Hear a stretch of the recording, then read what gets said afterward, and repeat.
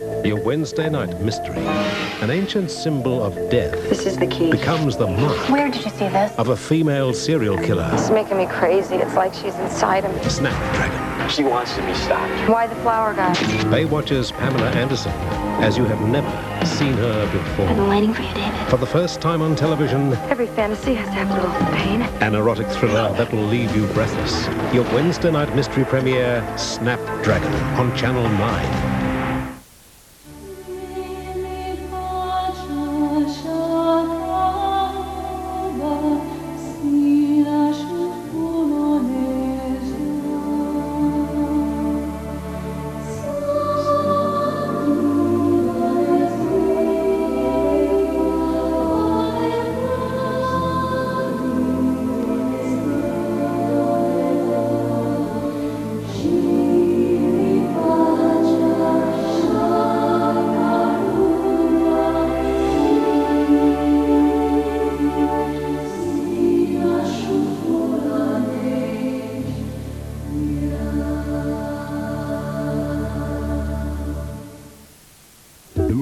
Your husband's crazy, you had to fight.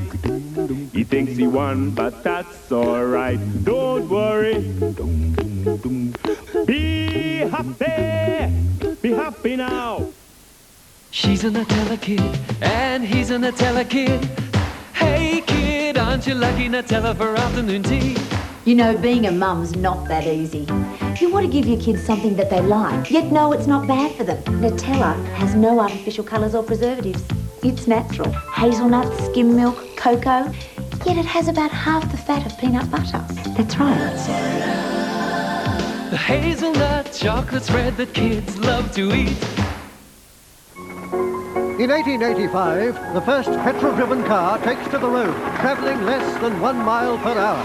In 1995, you can push your NASCAR to the edge in the latest motor racing games at NRG. Velocity, strategy, rivalry, activity. Blitz your DNA. This is NRG. Megawatt gameplay. Next to the cinemas at Chadstone Shopping Centre. Now open. The new 4-cylinder Holden Apollo has free schedule service for the first year, extensive warranties, and 3-year 24-hour roadside assistance. We're all going on a summer holiday. No more working for a week or two. So you can go wherever you want, confident that you have what it takes to get you there. And more importantly, get you home. The new 4-cylinder Holden Apollo. There's nothing quite like a Holden. 2 up, 2 CDs for only $39.95. Now you can save $20 on Seal 1 and 2 for only $39.95. Including the smash single Kiss from a Rose.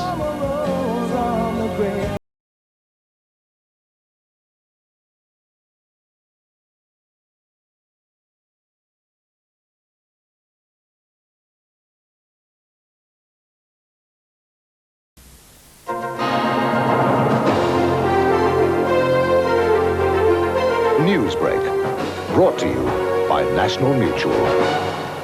Good evening, I'm Peter Hitchener. The Liberal Party is stepping up plans for a federal election, revealing it's already set up a campaign headquarters in Melbourne. Despite the Liberals' initiative, the Prime Minister isn't giving anything away, and without any announcement today, it's unlikely he'd be able to go to the polls this year.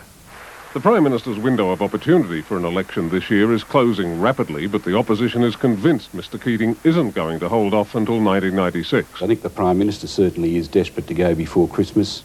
The law says Mr Keating has to give at least 33 days' notice of an election, but with 2 major overseas trips coming in November and then the holiday season, a 95 poll would be awkward, but the coalition is taking no chances. You've already set up a campaign headquarters? Yes, we've got a headquarters set up in Melbourne.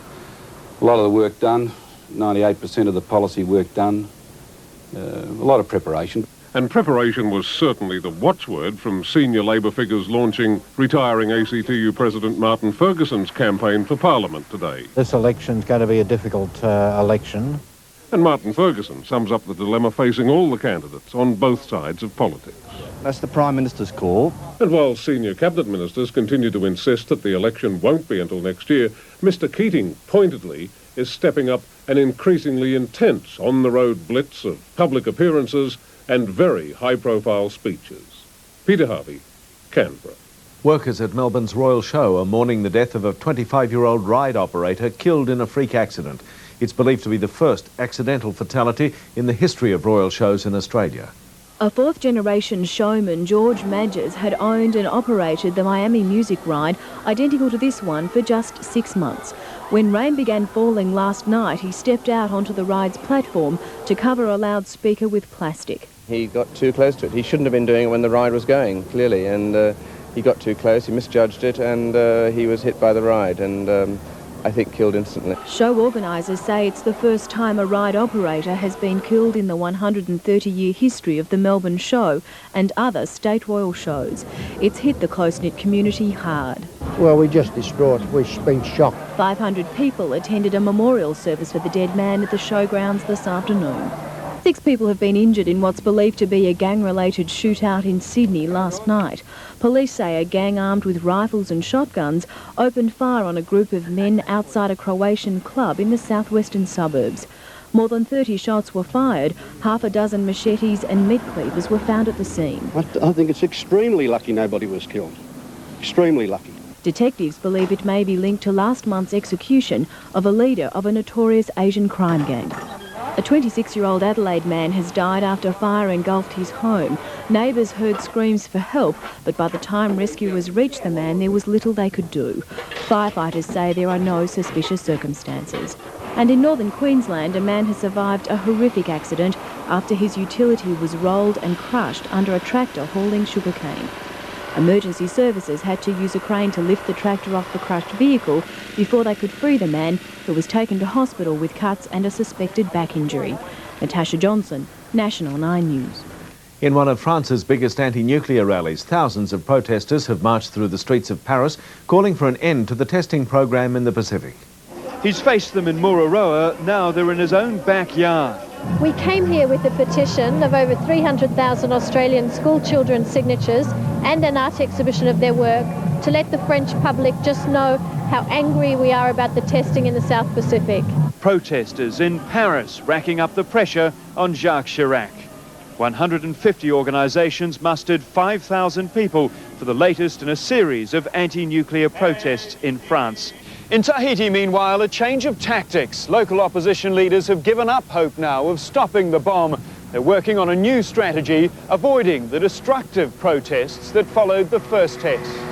There are still reputed to be small groups of extremists keen to match or even exceed the violence that followed the first test. But the mainstream Tahitian opposition is focusing now on elections in March, which they see as the key to expelling France from Polynesia for good. Hugh Rimington, National 9 News, Papeete. Bill Carling, the father of England's rugby captain, has called on his son to save his marriage. Mr. Carling says 29-year-old Will should be doing everything possible to rebuild his 14-month union with wife Julia. He believes in marriage. He's a religious sort of person, and I would have thought if he could, if they can get it together, you know, they will. Meanwhile, the rugby champion shrugged off his marital problems and rumours of his friendship with Princess Diana by scoring a stunning try during a weekend match. Carlton fans are still celebrating their team's record 16th premiership win. It was standing room only as thousands turned up at the club's home ground for a family day after the party raged across Melbourne last night. After a wild night that left city streets strewn with rubbish, the party picked up again at Optus Oval. At lunchtime, another 15,000 turned out for a tumultuous premiership family